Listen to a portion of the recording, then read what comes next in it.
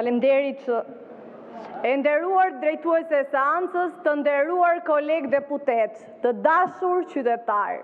E si mund të dali këtu një bukurosh si ky që sapo foli, e të na flasi për administratën. Ti je i fundit që mund të dalësh e të flasësh për administratën. Ti je i fundit që mund të dalësh këtu e të flasësh për infrastrukturën.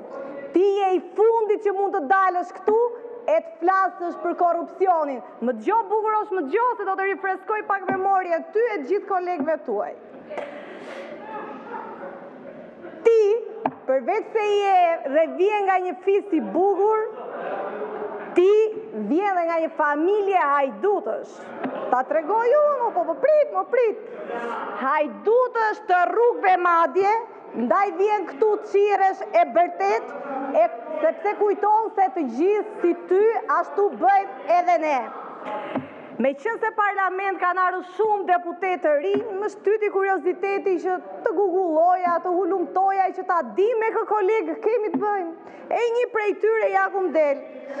Në 2007, sa po u sistemuat në këto karrige të mazhorancës, të uritur për pushtet e për lek, yt atë i pari, bashkë me tezën tënde, se vjen dhe na flet këtu për familjarët, të të flasin dhe ne, se na takon që të përgjigjemi.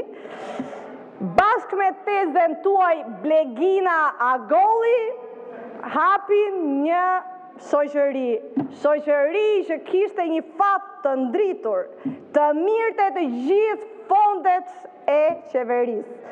Edhe pse? Sepse ishte sekretare e përgjithshme në Ministrinë e Kulturës, Sportit dhe Rinisë. Të gjitha fondet e qeverisë i kaloni këtu. Mori rrugët nga jugu në veri, nga këtu Tirana në qendër, e filloi me mbikalimin e Tiranës, e për të filluar me aksin Leva-Vlorë, e pastaj me më të bukurin aks Fratar të Pelejnë që nuk e bëri kurrë, dhe në fund fare me Tecin e Vlorës. Kjo s'mund të zgjaste shumë,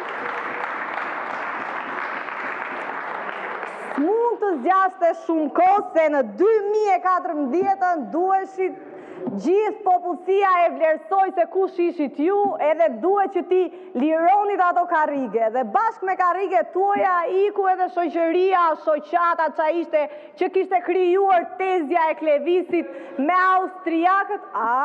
Emri ishte shumë i bukur, më falë se